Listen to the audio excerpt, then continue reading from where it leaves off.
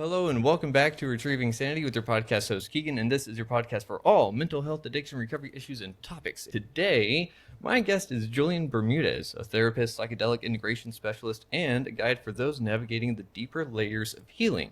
Through somatic work, meditation, and self-inquiry, Julian helps people reconnect with who they truly are beyond trauma, anxiety, and conditioning.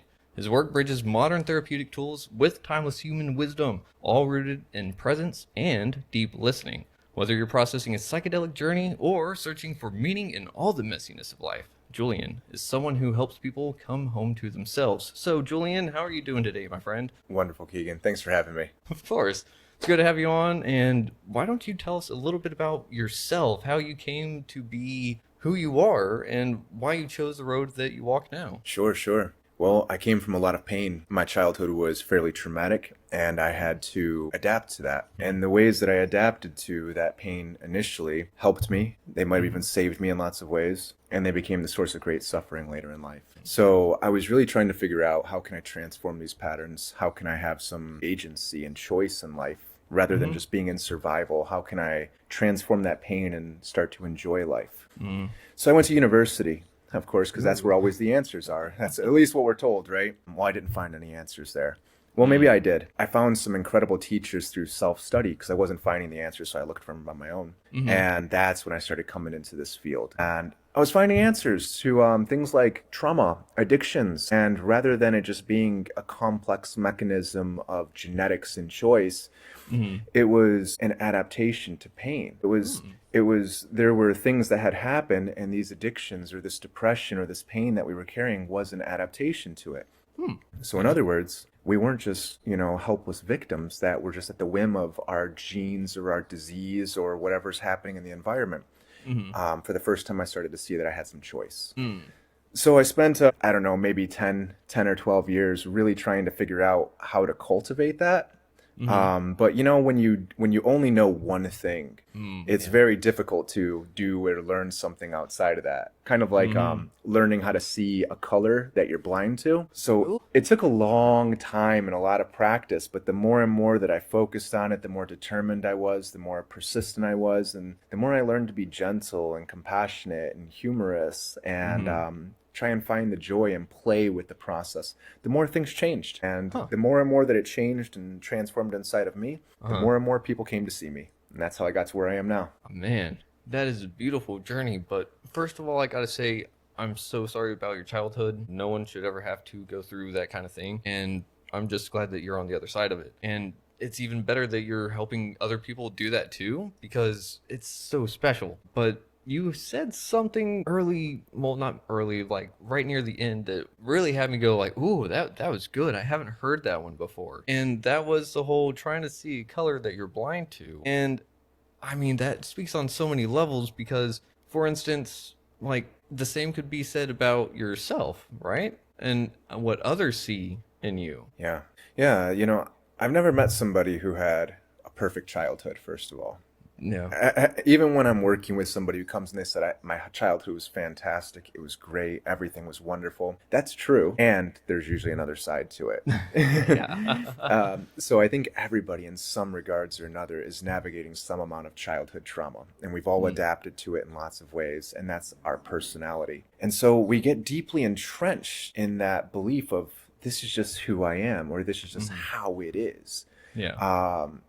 I see the world a very specific way, and that way is always based off of how my worldview, how my perceptions, how my neurological systems developed, and in what environment they developed in relationship to. So when I'm older and I'm only seeing things through this entrenched pattern, it's through the lens of how my childish eyes developed.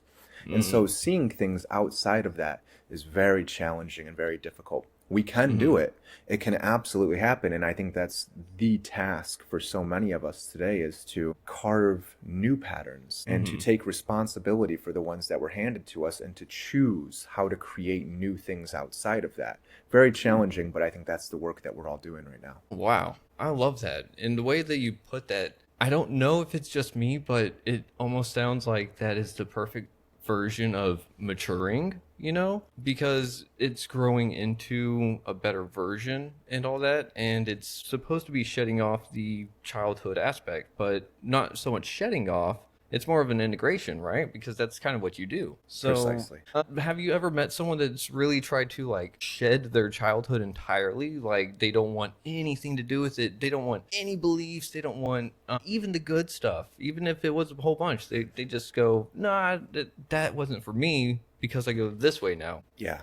Yeah, it's actually very common. Hmm. Even on a social level, like when there's one structure or system that's in place, and then we start to realize just how dysfunctional or how much pain it's causing, we want to turn around and cut the head off the snake.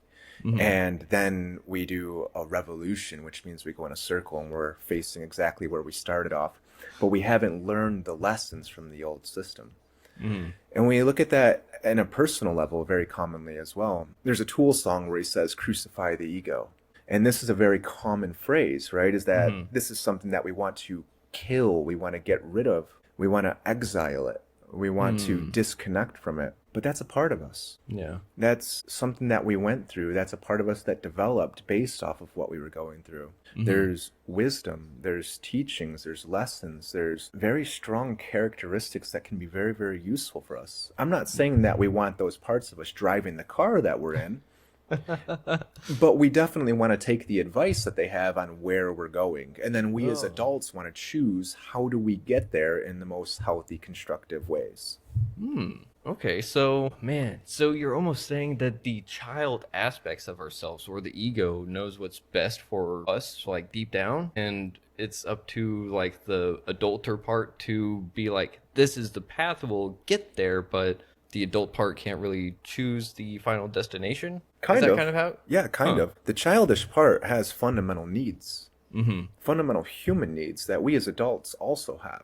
Yeah. And so what ends up happening is when we were going through pain, so for instance, when we were kids and we had these needs and they were going unmet, and we'll say that's the pain that we had, we adapted to it in the ways that were available to us. Maybe we learned to stuff our emotions down, because if we had expressed our emotions, well, we would have gotten something to cry about. We might have learned to sacrifice our boundaries, because having boundaries would have made things more dangerous for us. We might have jeopardized our relationships. We might have learned to become people pleasers in order to maintain our attachments, our relationships. And underneath all of these is the fundamental need for connection, for attachment, to be seen, to be valued, to be respected, to be cherished exactly as we are, and not have to work and not have to become something that becomes deserving of getting the attachments or the connection. So the needs of the child are exactly the same as the needs of the adult in lots of ways. It's just the ways of meeting those needs are usually based off of the adaptation that we developed as children. So we don't want to follow that adaptation anymore. We want to see it. We want to recognize, identify when it's present,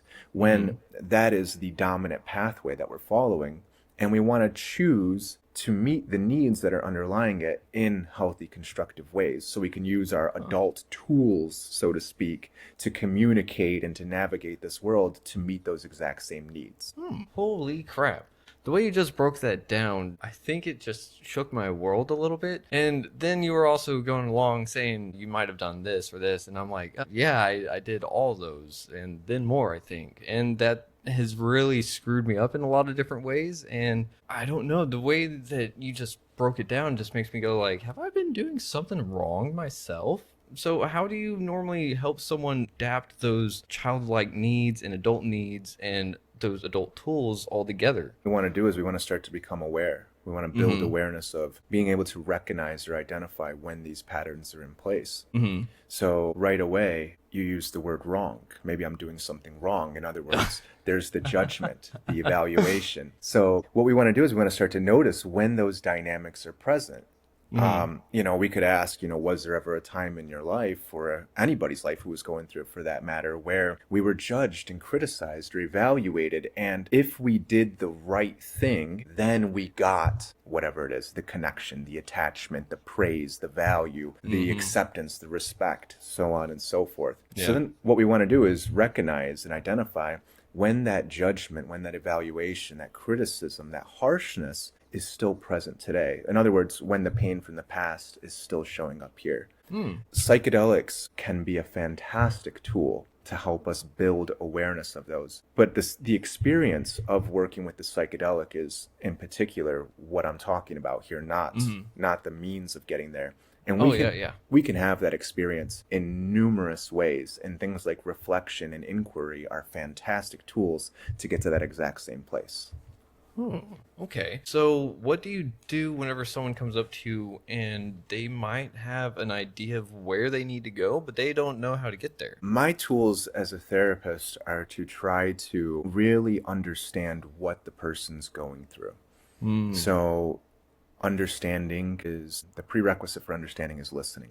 So I have to very actively listen. And in order to get the information to understand what they're going through, I have to ask very good questions.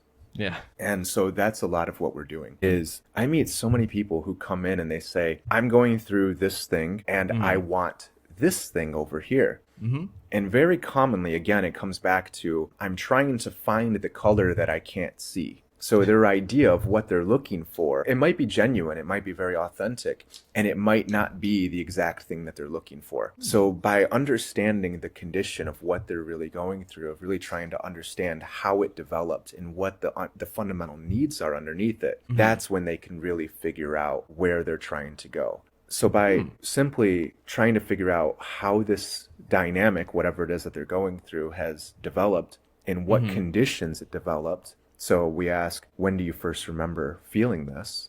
And it almost always goes back to childhood. Yeah. Then we ask, well, what were the needs that you had that went unmet? What did you need when this thing was happening? And very commonly, those unmet needs are where they're trying to get to today. I can imagine that you'd said connection was one of those needs that a lot of people need, and it really is vital, I believe, because connection is really the opposite of addiction, because isolation is the part of the root for some addiction cases, such as myself. So how do you get someone to build connection whenever they may not have means of connecting? Yeah, so this idea that we can't connect. This is a self-belief here. And it sounds very similar to something along the lines of, I'm not good enough for connection.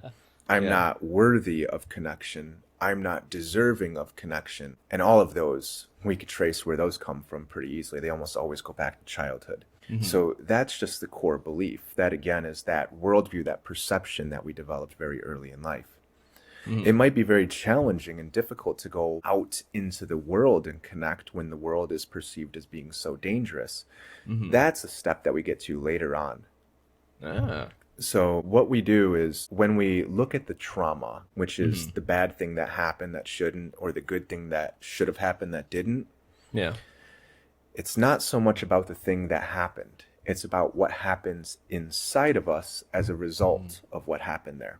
So when we go through pain as children and we can't navigate it, there's only a couple ways that we can adapt to it. 3 of them to be more precise. You can set boundaries with it. You can tell whoever's doing the thing that they need to stop, or you can express your boundaries and you can say, I need to be treated these ways. But for infants and for children, we don't even know that's a possibility. And if we were to express boundaries with a abusive parent, it would make things much more dangerous.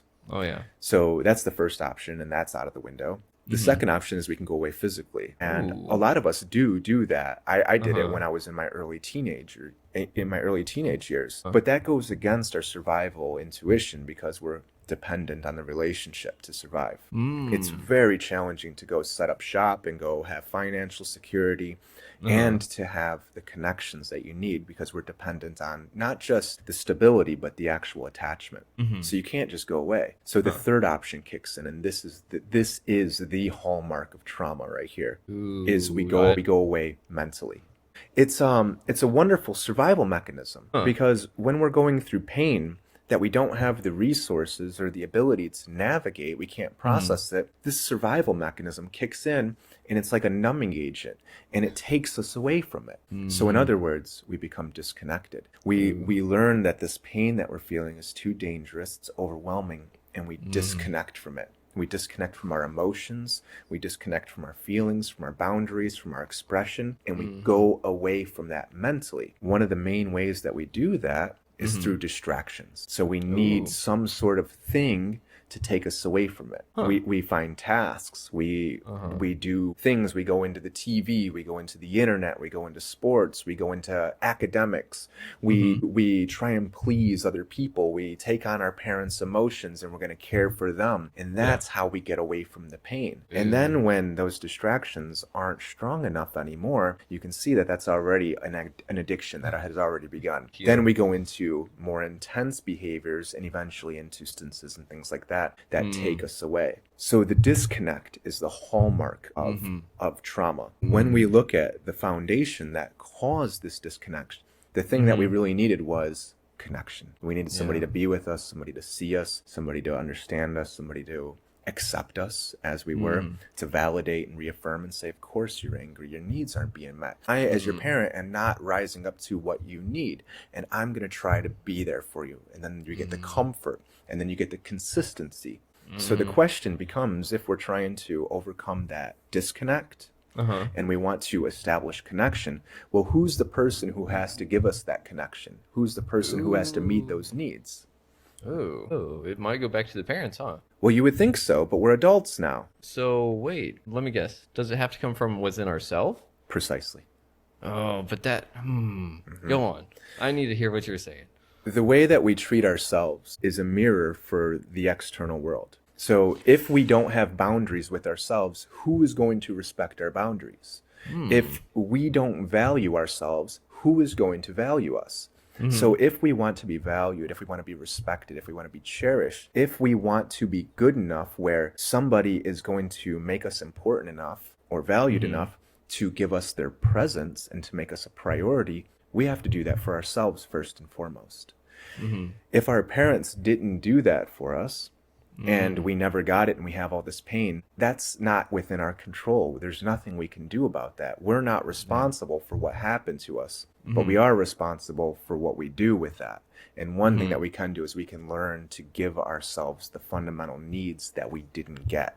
Man, that is some really deep stuff. And so you're almost saying that, like, developing this belief from an early age, that belief of I'm not worthy or things like that, eventually turn into this self-fulfilling prophecy of why you may not be able to actually connect with other people, why you may find yourself isolated, and all you're wanting is to have people around, and no matter what you do, you just don't feel like you're actually getting anywhere with it. And is that kind of right? Like, Precisely. It's something that someone builds unknowingly, and now they don't know how to get out of it. Precisely. So if our parents exiled us or punished us when we had emotions, and so we learned emotions were bad, so we learned to stuff them down and exile them, as adults, when we're disconnecting from ourselves by stuffing our emotions down, we are treating ourselves the exact same way that our parents did that caused the pain to begin with. So we're stuck in a negative feedback loop where it's not our parents who are causing the pain anymore. We're doing it to ourselves because we learned that that is what connection, that is what attachments look like. We're mistaking the patterns of pain and abuse and negligence for connections. So we have to reinvent what it means to connect with ourselves. Damn. So how does someone do that, though, if all they've known is self-reliancy? If all they've known is to carry on my wayward son, then what do they do? Because obviously they can reach out to people now, like such as people yourself, life coaches, or a plethora of people, but they may not even feel like that's how they get started because no one else has wanted them in the first place either. So why should someone else, right? Yeah. Or what about the people that even think that I've tried it with other people, but it doesn't work? First thing that you mentioned right there was, it sounded a lot like I don't deserve it or I'm not worthy of it. Again, right? Yeah. Yeah. And then the second thing is, well, I've tried it and it didn't work. Yeah, we have to, I think a lot of people get to the point where they say, I need to figure something out. And that belief that I'm not worthy of it, I'm not good enough, I'm not deserving of it is the big barrier. So what I want to try and do here is I want people to, when that belief is present, when they're saying, I don't deserve this, or I'm unworthy, or it's not going to work. They're already closing themselves off. Ooh. So what I would ask is, where did you learn that from? Where did you learn to talk to yourself that way and treat yourself that way? And very commonly, the answer is going to go back to where this pain originated from, which is in childhood. So again, we're in that negative feedback loop. We're treating ourselves the same way that whoever it was treated us that caused the pain to begin with. So if we want to be good enough, if we want to have the self-value, the self-respect, the self-worth, the self-care, that's what we have to start to cultivate here. So if I were to see my childish self who was saying, I'm unworthy, I'm not good enough, nobody loves me, nobody cares about me, what I would do is I would want to see him. I would want to be with him, and I would want to say, of course you feel that way because nobody's ever treated you that way. But I'll tell you what, that's not true. And I'm going to prove to you that it's not true because I'm going to be there for you, and I'm going to show you that it's not true with my actions. And so this is my way of comforting that pain that I carry. And one way that I might do it is say, I'm going to work on every single day building some connection with myself. And of course, figuring that out is very challenging on your own. It's like looking at the puzzle, the 10,000 piece puzzle from right here. You can't see the pieces. So if that belief of I'm not good enough, I'm unworthy, or even further, I have to be strong and independent and do it all on my own because I can't rely on anybody else is present. Again, let's look at where did this originate from and what were the unmet needs. And if those things were there and you needed somebody to be with you, somebody to show you how to do the thing, somebody to go through it with you, well, then you know exactly what you need to do. Huh. Damn. And there's one thing you said real quick that you said before too, and that's someone's presence. And for some reason, I imagine just their being around you is a like physical present as well, right? Or am I reading into that too much? No, that's a very good point, Keegan. So when I ask people what did they need when this pain first developed, they say things like love or, whatever it is, connection, protection. In order to be loved, in order to be protected or to be connected, you first have to have somebody be there with you. So presence is key. Now, physical proximity, just having a parent there, it's not enough. What you have as the child has to be able to receive the connection or the compassion, the care, the love from the parent. We can take it for granted that all the parents are loving because they're biologically programmed to love their children. But whether or not the child can receive that is a totally different story. So what happens if the parents are very loving, well-meaning, very caring, and they're physically present, but they're stressed out with work? They're stressed out with the finances of life or the economy or their relationships. And so when they're physically present with their children, they're not emotionally present. They can't see what the kid's going through. And the child says, the reason why they're so stressed, the reason why they're not able to be present with me is because it's my fault. Because as children, everything is about us. That's the only way that we know how to see things. The child doesn't know that it's work and it's the economy and it's all these things that are happening out there. And mom's a single parent and she's navigating other relations. It has nothing to do with that. It's because of me. So just having the physical proximity is not enough. That can still be very traumatic if the parents are not finely attuned to the emotional needs of the child and the child can receive it. So these are the things that we really want to cultivate. Is it's not just enough to see the pain. That's a great start, a fantastic way of beginning. But we also want to learn how to connect with it and be attuned to that, to whatever the pain is that we're carrying around. Okay. So whenever someone actually starts to tune in to their pain, isn't that painful? Of course. Yeah, it's pain. And we have various defense mechanisms that want to take us away from it. Huh. Okay. I've only met a handful of people who had parents that were attuned enough to them as children that showed them how to recognize and identify pain or emotions and showed them how to express them and comfort and soothe and process those emotions. For the most part, none of us got that. So again, that defense mechanism, that survival mechanism kicks in that says, when there's this big pain and I don't know what to do with it, I disconnect. And then my phone comes on and I'm scrolling for the next hour. Yeah. So yes, tapping into it can be very painful. It can be Mm-hmm. very overwhelming because we don't know what to do with it. And all Mm-hmm. of our defense mechanisms are going to kick in and say, this is dangerous, this is threatening. Just like Mm-hmm. expressing emotions or just like setting boundaries, it's threatening at first. Mm-hmm. And we'll think something's wrong with this. So this is just again why you don't have to do it alone. In fact, I'm somebody who tried to go through it alone for about a decade. And the amount of progress I made in like 2 years of Mm-hmm. working with teachers, even remotely and even just intermittently because I didn't have the resources, and I convinced myself, oh, I can't do that. I can't afford it. They don't want to talk to me anyway. The amount of Uh-huh. time that I spent working with them, so Mm-hmm. small, I got so much further, so much faster, just because they helped me to identify these patterns when I couldn't see them.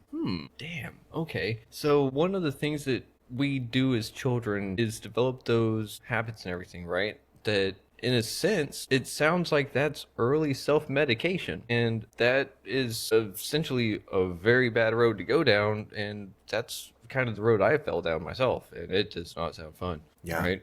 Yeah. Self-medication Mm-hmm. or self-regulation, perhaps. Ooh. Okay. See, children Mm-hmm. are born with the ability to express emotions. Mm-hmm. A 2-day-old baby is absolutely going to let you know when they're scared, when they're sad, when they're angry, when they're hungry, whatever. They don't care if Yeah. you've got to work. They don't care if you're busy. You're going to hear it. Uh-huh. But they don't have the ability to soothe that emotion or to regulate those emotions. Mm-hmm. And the way that they learn it is through the attachment with the caregivers.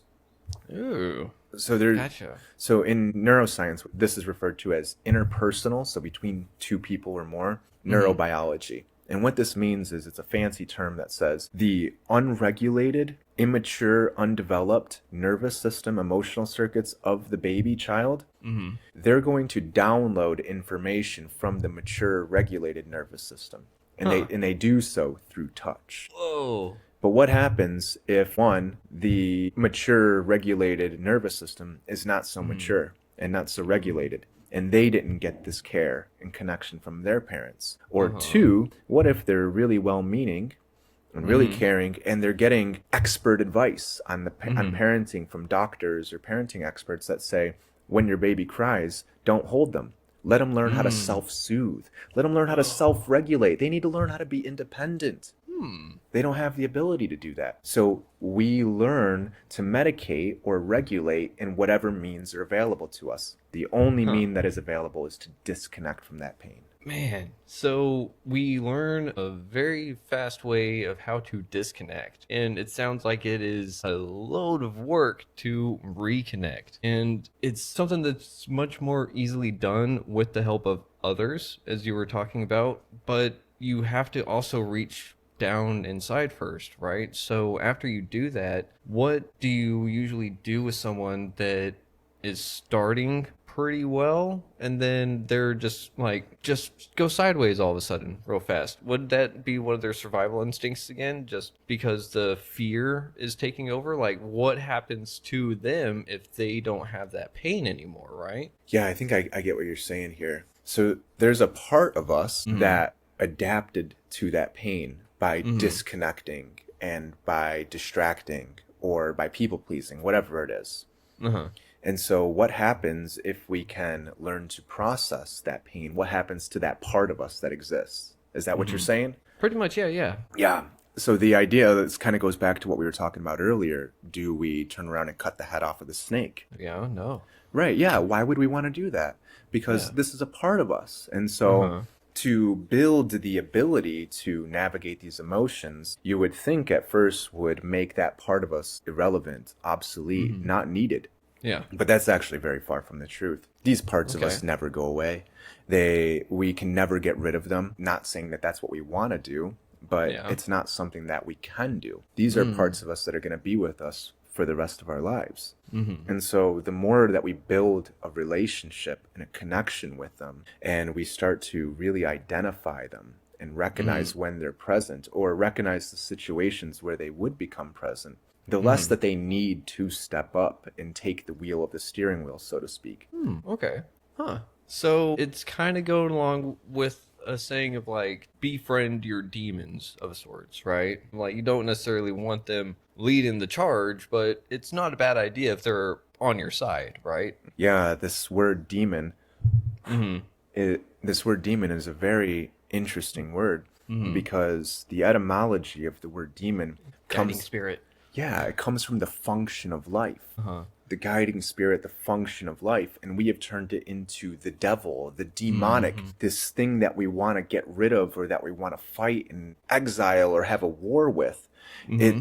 It's almost like our culture, our modern society today is absolutely against life. And I Mm-hmm. mean, when you look out at every direction that common culture is going in, that's very evident. Oh yeah. So, yes, we absolutely want to get back in tune with all of these aspects of who we are and the life that we live. And we want to be Mm-hmm. very, very clear about when we identify a part of us as demonic, as Mm. something that is evil or a devil that we want to get rid of. When we can really start to connect with that part of ourselves and, pull up a chair and have tea with this part of ourselves, so to speak, Mm-hmm. the more that we start to see that it's not some big, scary, overwhelming monster. It's that childish version of ourselves who's crying out and screaming in the only ways that they know how to scream.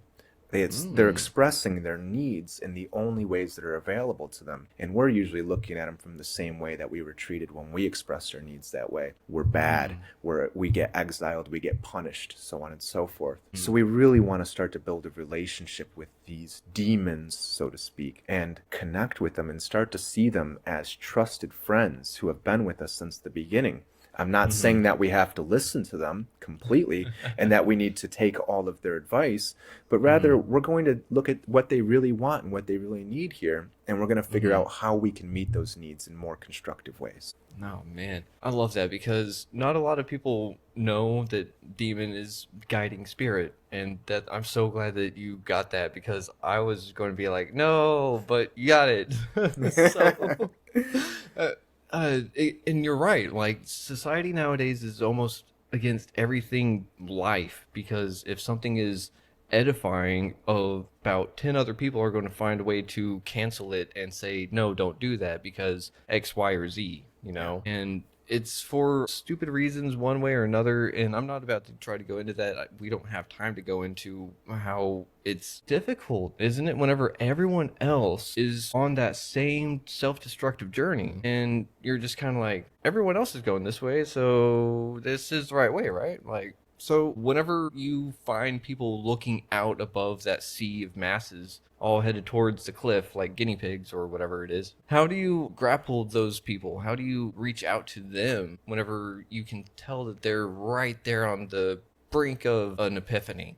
Yeah, there's this line from a NoFX song. He says, "The sad truth is you'd rather follow the school into the net because swimming alone at sea is not the type of freedom that you actually want." And yeah, that's so common is we just get caught up in this. And I mean, you'll see these people protesting for climate change, environmental preservation, and they're actively destroying the environment and doing so many things that are completely against that. There's so many forces out there that are pushing us towards destruction. And I mean, this has been there all throughout history, as far back as Yeah. we can trace. You can go back to, biblical times with Moloch. This Mm-hmm. is this OG demon who feeds on people's despair, and he demands the sacrifice of small children and makes the parents kill them so that way he can feed on the despair. This has been through all the ages of history. There's been forces that are pushing us this way. And so how do we reach people when they're on Yeah. the verge of waking up to that Yeah. pattern, so to speak? Yeah, that's a really challenging one. That has been the question of my lifetime right there. And that was one of the original questions that I was asking is how in the world can I help people wake up? Well, if you try to wake somebody up, you're going to piss them off and you're going to incur the wrath, right? I mean, Yeah. if you ever wake somebody up when they're not ready to be woken up, I mean, just literally speaking, the majority of the times it doesn't go over very well. And Uh-uh. a lot of people are so, I mean, you look at the Matrix. When Mm. Morpheus is explaining the Matrix to Neo and he says, you have to Mm-hmm. understand, Neo, most of these people are not ready to be unplugged. The majority Mm. of them are so dependent on the system that they will actually fight to defend it. Yeah. So when you start to show people that they're actually in these unconscious patterns, Mm-hmm. and they're fulfilling the ends of a system that is actually against their well-being. When you show them that, it doesn't go very well. I've never once been able to successfully show somebody, this little bug keeps flying right back over here. It's pretty funny. I've never once successfully been able to wake somebody up through those means. Huh. But what I can say is that the way that I have been able to get through to people is by doing the work myself. And Ooh. by living and cultivating a livelihood of constantly trying to liberate myself from those same patterns and being that one fish that's not afraid to swim into the net, or that is not going to swim in the net and that is not afraid to swim at sea. I'll go out there and do my own thing. And even if that means walking my own path, and even if that means that the masses are going to try to crucify me for it, which has absolutely happened to me multiple times in my life. I still have to be willing to walk that path. And then the Yeah. people who are right on the edge and they're really actively looking for it, kind of like Neo was constantly on the internet looking for that, those are the people who usually end up finding me. Huh.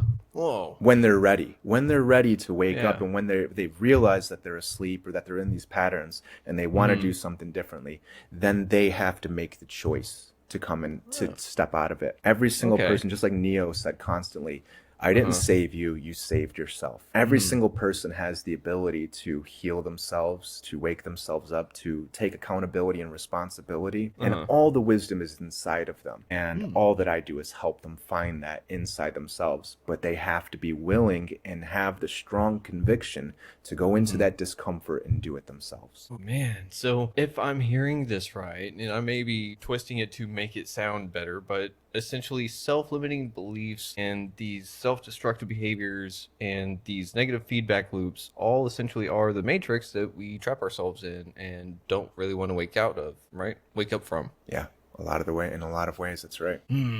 That would make a lot of sense why some people would not want to wake up, because familiarity is comfort, right? And comfort is essentially an illusion of survival, I would say. Comfort is an attempt to avoid discomfort or to avoid pain. And yeah, there are so many aspects in our current society that prey upon that want to sell you the temporary, the short-term relief, and will enslave you or cause tremendous harm and suffering all throughout your life. Our phones are designed to be as addictive as possible, to provide short-term relief and long-term suffering. There's entire, multi-trillion-dollar sectors of the economy that prey upon your belief of not being good enough. So that way they can sell you a product that will make you good enough. There's so many systems out there that are keeping us intentionally in that state. And so we have to be willing, we have to cultivate the conviction and the desire to be willing to go into that discomfort. And so it's not about getting rid of the pain. It's not about taking it away. It's not about getting rid of all of the things that are bad in this world. It's more about learning how to navigate those difficult times in ways that are authentic to what we really feel and express. And that can be really difficult, though, whenever people don't realize that taking that mask off is painful itself, because your skin kind of grows around a mask, right? Yeah, that's absolutely right, isn't it? Yeah, there's an old saying that says healing can be painful. Change can be very difficult and painful. And trying to resist change and stay exactly the same, to stay in that same pattern, is even more painful and even more difficult. So, what we're balancing here is, do we want the short-term relief and the long-term suffering, or do we want the short-term pain and the long-term benefit? Because when you start healing, so you start learning where we suppress ourselves, for instance, and we learn, okay, I've been suppressing my emotions my whole life, and we start expressing our emotions. People aren't going to like that, especially the people who have benefited from our suppression of emotions. When we start expressing boundaries, And we start saying, I'm not going to be treated that way anymore. I have standards for how I'll be treated, and I expect that everybody in my life treats me this way. The people in our lives who don't like treating us that way, who benefit from our lack of boundaries, they're not going to like that. No, they're not. And so this healing process of starting to be more authentic and to be in tune with who we truly are is going to cause short-term pain and suffering. And we have to be willing, and we have to build the capacity to navigate that discomfort. But this leads to a long-term benefit. Man, that is the way that you put that though is I don't know if I've actually heard it put that way before, and if I have, it finally stuck. But that I'm happy to hear. Yeah, champagne for long-term comfort and stuff. Like, dude, that is the perfect way to essentially swallow the toad or rip the Band-Aid off. Any of those analogies would kind of fit right there, because it is one of those, I really do have to sit there and say, this is going to be what some of the consequences are if I want to do this. Am I willing to do it? And then if I don't do it, these are the consequences. Which one are worse? And sometimes I think that progression is definitely the way forward, because otherwise, I wouldn't be where I'm at now. And I'm so glad that you are where you're at now, because you're helping out so many other people. And dude, this is just freaking cool. Yeah, likewise. You're putting out this information for people. You're having these conversations. This is really important. And we're in this space where we can do this, where we can talk about these things and share this information for other people because we've gone through it. And it's like the Buddha says, it's because you suffer and it's because I suffer that we can understand one another. It's a shared language. And us doing this really sets a framework for other people to follow. And the wonderful thing is we're not the first ones to do it too. People have been doing this for thousands of years. It's a wonderful path that we can walk. It's about answering the call of life, which is what Joseph Campbell refers to as the hero's journey, to actively engage and participate in life. And that's the first thing, is being willing to go into the discomfort. If you want to go to the gym and you want to exercise and you want to get in good shape, it's going to be uncomfortable. If you want to clean up your diet and you want to get rid of all the junk food, it's going to be uncomfortable. If you want to stop drinking, depending on what your drinking habits are, if you don't do it right, it can kill you. Yeah, been there, done that. Yeah. Oh, yeah. It's very difficult to go through that. And that short-term discomfort is going to lead to long-term benefits. It's the exact opposite of the addiction, where the addiction provides the short-term relief and the long-term harm. We're just going to flip that pattern around. Yeah, man. And I think that is something that I would have benefited from hearing early on in recovery, is that just if you do it now, it's going to be so much better later on. And one of the things that we were taught in the rehab I went to was keep your pain in your pocket. And there's nothing really wrong with it, but some people looked at it the wrong way. I always thought of it as, if I'm thinking about going on a relapse spree or anything like that, to pull the pain out, be like, yeah, that sucked. I don't want to do that again. Put that back. Never mind. But do you think that some people fantasize about the past pain? There's a line from a song, a really popular song. I actually listened to it for the first time like a month ago. I had heard it because it's so popular, but I never listened to it. And he says in the song, you can get addicted to a certain kind of sadness. And we can really identify with that pain. I'll give you an example of this. I knew somebody, she was in her mid-20s and she had terminal cancer, stage 4, all throughout her body, and she was going through massive treatment, and she ended up dying from it as well. She told me that when she was a kid, when she was a child, that her parents were fighting and there was all this turmoil, and her needs were going unmet. So she used to lay in her bed at night and she would listen to all this fighting, and she would imagine and wish that she would get cancer in her heart. So that way her parents would have to stop fighting and they would pay attention to her. No. See, if something happens in our childhood where maybe we get really sick, and then we get the care or the attention that we weren't getting otherwise, it's so easy to get hooked and to get addicted to that pain. And for so many of us, we spend so much of our energy suppressing our emotions that this pain is really all that we can feel. And so if we get rid of that, what happens then? Are we going to be completely numb? Or is there going to be nothing left? What happens to me if I can't feel anything other than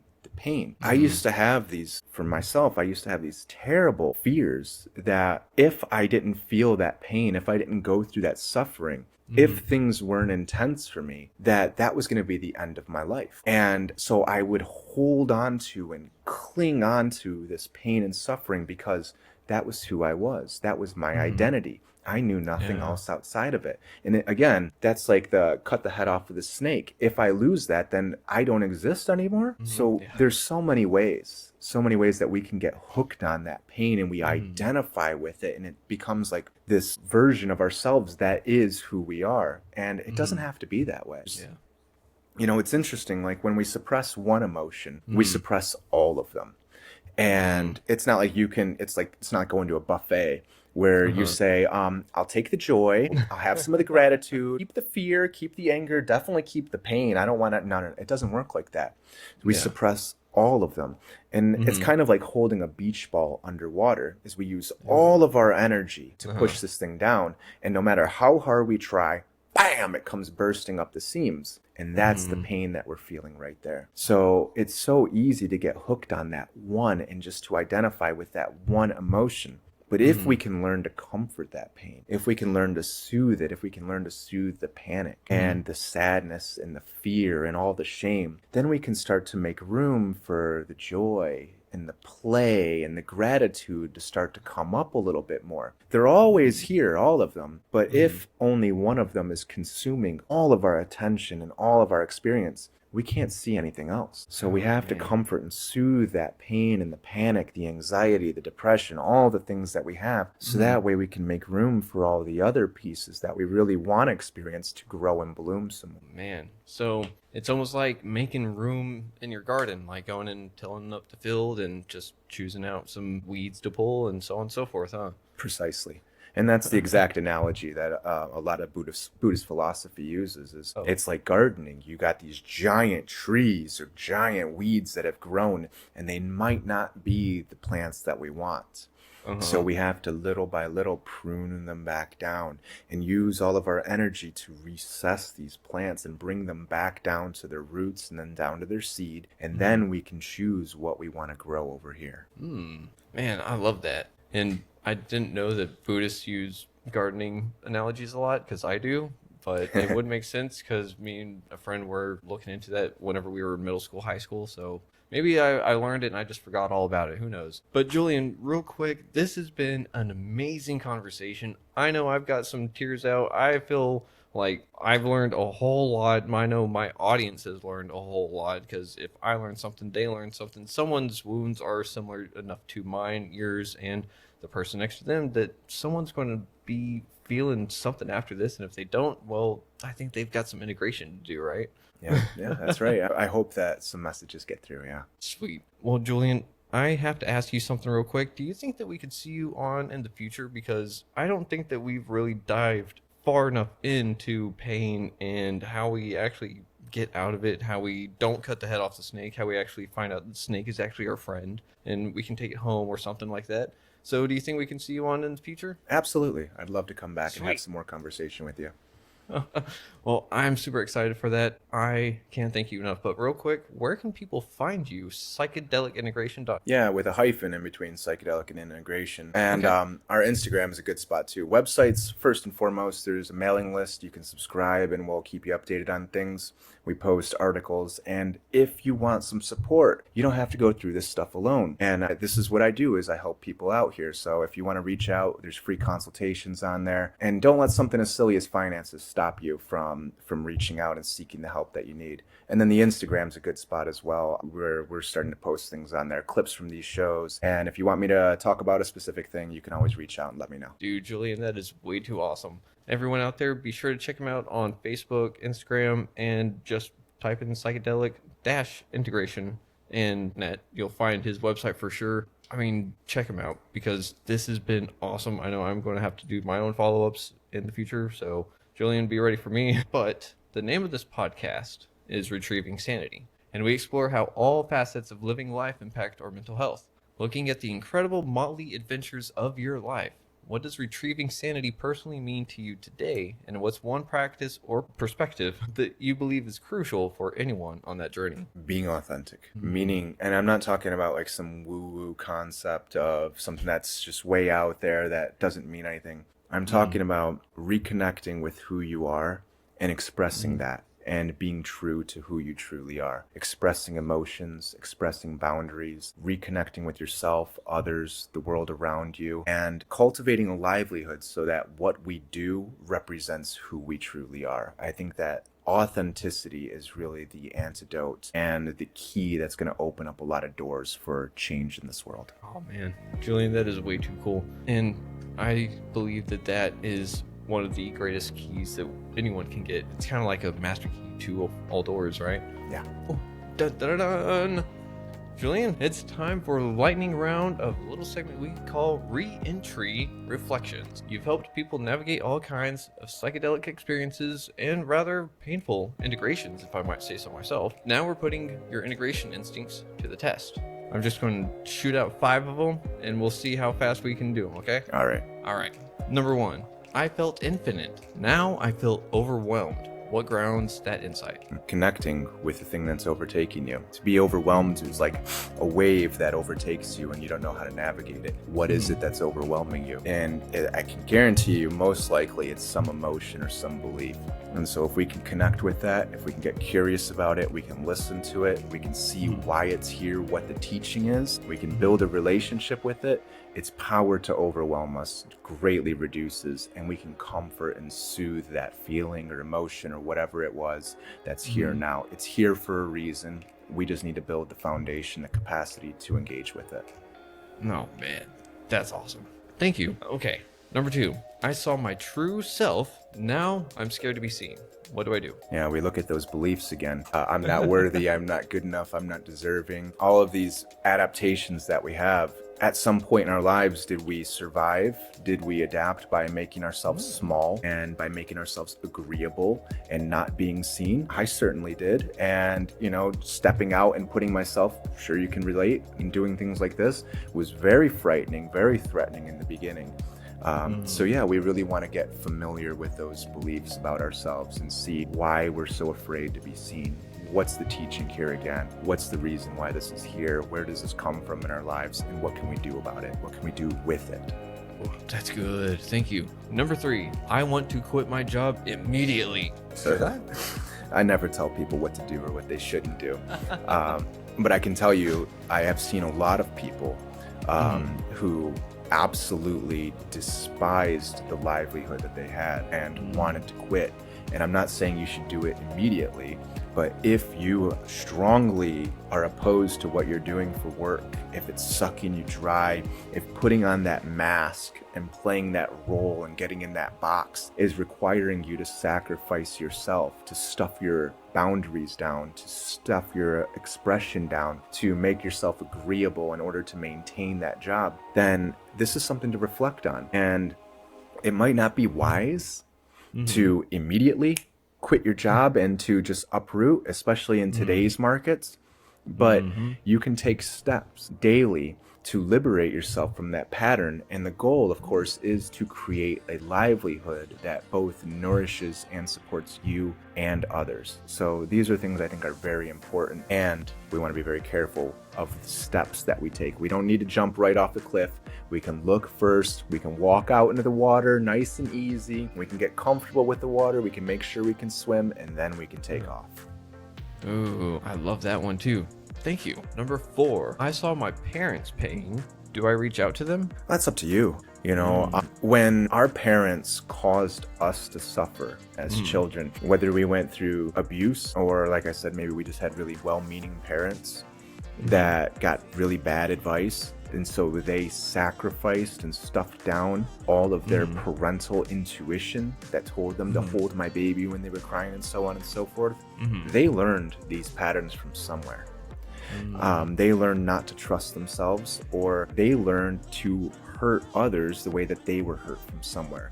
The place that they most likely learned it from was probably from their parents. We're talking about intergenerational trauma here, pain that is handed through the generations, and it flows through each and every one of us. So if you want to reach out to your parents, if you're estranged from them or disconnected from them, make sure you're doing it for yourself, not to make somebody else happy, not to take their pain away from them. You're not responsible for other people's experiences or emotions. You're only responsible for yourself. So that pain that your parents have, if you saw it, guess what? It's inside of you too. And that's where you can really work with it at, is what's inside of you. And then if the situation presents itself, I highly recommend always trying to stay open, because people can change, people do change. And if those patterns and dynamics that cause the pain or the rupture to begin with don't change, boundaries. You have to take care of yourself first and foremost. So don't make any decisions based off of making other people happy or taking care of other people's needs above your own. That's deep too. Thank you again. And let's do number 5. Last one. This one's a little bit off topic, but still on point. The trip has ended, but I'm still crying 3 days later. What do I do? Yeah, again, it sounds like there's big emotions that are present and they need attention. So if you worked with me, we've spent weeks long before this building the capacity and a practice to engage with these emotions. So they don't just come bursting out the seams. We've already taken the inventory. We already know what's in there, and we've built a practice of intentionally turning into those emotions and going in and relating and comforting these emotions. So if you're at that point right now where you've already done it and these big emotions are coming up, try to notice what you do with those emotions. What is your relationship with them? Do you like them? Do you dislike them? Are they overwhelming? Are they scary? Do you try to exile them? Do you fight? Do you struggle with them? Do you try to distract to get away from them?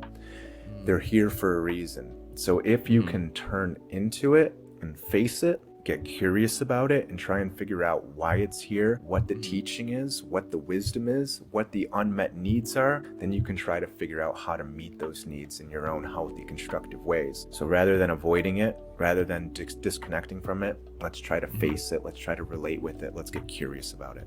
Thank you for that, Julian. And I believe that does it for today. Yeah, that does it for today's questions. But I do have to say thank you very much for playing Re-Entry Reflections on Retrieving Sanity today. And you have earned yourself the title of the Cartographer of Consciousness. That's a good one. You don't just inquire, you also map the terrain of inner truths in the world map of my mind. Not my mind, but everyone's mind, right? Thank you very much. I really appreciate that. Of course. Thank you very much, Julian, for being on Retrieving Sanity. Everyone go and check out psychedelic-integration.net and be sure to check his stuff out. Reach out to him if y'all need any help. And also go to retrievingsanity.com to find his website. If you can't remember his website from this episode, you can also find it in the episode description of this episode at YouTube, and also Podbean, Spotify, wherever else you can find your podcast. And thank you for listening on WDJY 99.1 FM. As always, much love. See you later. Oh, and don't forget to love yourself and the person next to you if you can. But love yourself. Much love. Shalom.